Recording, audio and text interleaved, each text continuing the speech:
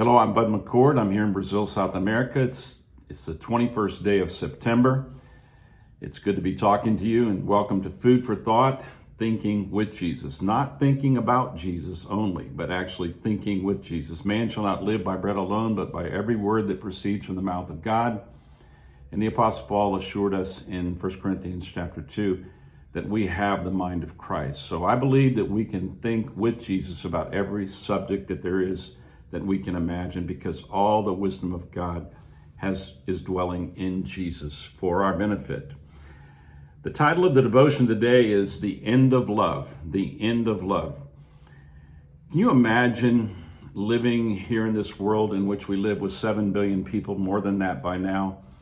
Living in a world where we just totally give up on the idea that there's any kind of divine, loving intervention in the world. For a believer in Jesus, we believe that God is love, and He does intervene in our lives, and He does do what is needed for us to be brought back to Himself through Jesus Christ. But there's a lot of people who believe that God is the cause of more suffering than He is the solution to suffering or injustice. There's a lot of people who sing an anthem that says we would be better off if we forgot about God. And they accuse God and those who believe in God of being a part of the problem.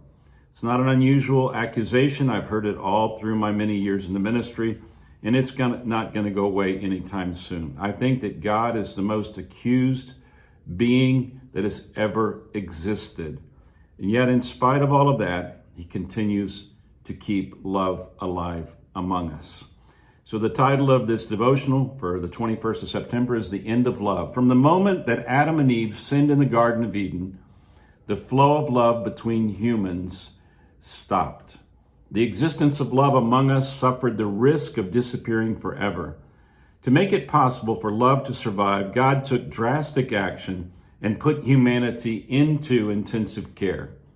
Without God's aggressive intervention, love among us would certainly have been stopped forever.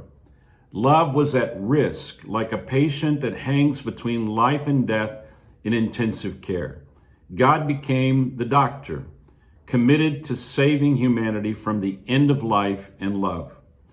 When we read the stories of the aggressive actions of God in the Old Testament, it seems like He's going to kill humanity.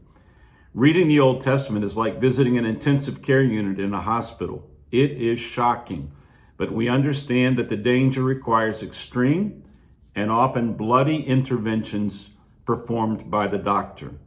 What God did in the Old Testament was necessary for love and life to survive until the arrival of the cure. Yes, it was bloody, drastic, and hard to see what God did, but love survived until the arrival of Jesus. What God did in the New Testament was put all the aggressiveness and pain on Jesus. Finally, after a bloody and brutal day at the cross, Jesus became the cure for all of us. The cure had arrived. 3 days after that bloody day at Calvary, Jesus came out of intensive care, bringing back to us the love and life we nearly lost. Now, whoever believes in Jesus comes out of intensive care healed and prepared to live in love. God didn't become calmer in the New Testament. Like the perfect doctor, He found the cure and did what was necessary to guarantee that life and love would never again run the risk of dying among us. What a fantastic doctor our God is. I cannot tell you how many times I've been confronted by people who say, I can't believe in the God of the Old Testament. You know, they're kind of warmed by Jesus because they see Jesus giving Himself on the cross and dying for our sins, but they just can't come to grips with why God would be so tough in the Old Testament. It's almost like they're saying God really was kind of sick in the Old Testament, but He calmed down and got better as we moved to the New Testament. That is not the right way to look at this. The problem that started in the Garden of Eden was the fact that humanity, represented by Adam and Eve, decided they wanted to go their own way. It's interesting when God had warned them that if they ate of the tree of the knowledge of good and evil, they would suffer consequences. And one thing about love that we need to understand is love will not intervene against the cooperation of the person who's being loved. Love will not intervene and reduce the consequences, but love will come after the person that is still loved in spite of the consequences and with a view of completely eliminating the consequences. It's a little bit like what we're facing right now in this coronavirus pandemic worldwide. We're all anxious to get rid of our face mask and to be able to go back to events in public. I was at church yesterday, leading the church here in the city of São José dos Campos that we just recently started. And we've already decided that we're going to have a massive bonfire when this pandemic ends, and we're all going to get together and burn all of our masks. Everybody thought that was a great idea. We'll probably do that. Because when the cure comes, it may not be the kind of cure that will settle it forever, but at least it'll be a vaccine. When humanity abandoned its place before God in the Garden of Eden and chose to go it alone without God, there were consequences. And God let those consequences happen. But it's interesting that when Adam and Eve sinned against God, and they represent all of humanity, they didn't try to get back to God. God went after them. And when they were led out of the Garden of Eden, where they could no longer stay because they could not operate the garden for love's sake, they would have destroyed the garden as well. They had to deal with the real world they were living in, just like we're dealing with it right now, with all of its faults and all of its problems. Even so, God does not abandon humanity. It's wrong when you think about the Old Testament that God is trying to abandon humanity. It would have been so easy to abandon humanity from the very beginning, but he didn't. Remember Cain and Abel? Abel brought an offering and God was satisfied with it. There is a way back to God's heart. Cain gave an offering that God did not like because he did it out of his own sweat and his own power, trying to still be a human being who could get it back to God based upon his own merit. That wouldn't work. And so God carefully preserved life and love all the way through the Old Testament scriptures. When we get to the New Testament, we see the cure is on the horizon. And we see that this cure, it takes 33 years to finally come to the place where Jesus is perfectly positioned to bring humanity out of the grave, out of this death and dying experience that was caused in the Garden of Eden. You know, if you've ever been falsely accused, you know how much that hurts. But you know, there's a difference between somebody accusing me or somebody accusing you. If somebody accuses me, the very first thing I need to do is look very deeply into my own behavior, because they may be right. If somebody offends you, you would be wise to look before you react and see if some portion of what you're being accused of really is in you. Listen to these words of Jesus in the 7th chapter of Matthew, in the Sermon on the Mount. He says this: "Judge not that you be not judged, for with the judgment you judge, you will be judged. And with the measure you use, it will be measured back to you. And why do you look at the speck in your brother's eye, but do not consider the plank in your own eye? Or how can you say to your brother, let me remove the speck from your eye, and look, a plank is in your own eye? Hypocrite, first remove the plank from your own eye, and then you will see clearly to remove the speck from your brother's eye."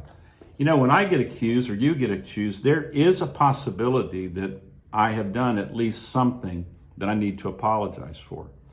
Now, here's a thought that's really an interesting thought. You're going to have to go to Jesus with this thought. God never apologizes because he always acts consistently with the standard that he is, which is pure love. We may not understand what he's doing. We may find it harsh and beyond the level of love that we might expect.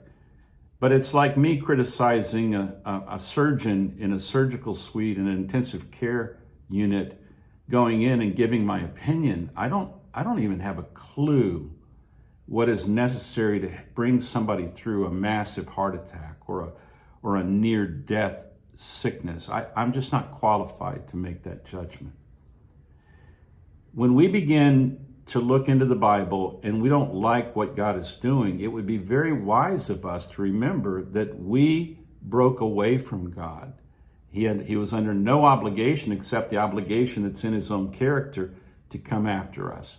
And if you have any doubts about how serious he was about getting this thing off of us, he put it on himself in the person of his son. Now, God didn't calm down in the New Testament. The most drastic thing he did to Jesus. Now, if somebody has been criticizing you, open yourself up for the possibility that something may be true and confess that and seek reconciliation about that part. But if someone accuses you falsely, remember, you're in good company, because for all these centuries, people have tried to get God out of this equation, and I'm so glad he never heard them and didn't listen to them. I'm so glad he stayed with us until the cure came. You know, one of these days we're going to hear that maybe there's a vaccine that will settle this thing about the coronavirus, and we will go back out to some sort of normalcy. But with Jesus, when you think about that, you can say, praise be to God. It's not a vaccine. It's a cure. When you receive Jesus, you receive the cure. Now you walk in the newness of life, and you have to relearn to live as a cured person. I love these thoughts about Jesus. Think with Jesus about these things. I think you'll find these thoughts really amazing, and they will bless you. God bless.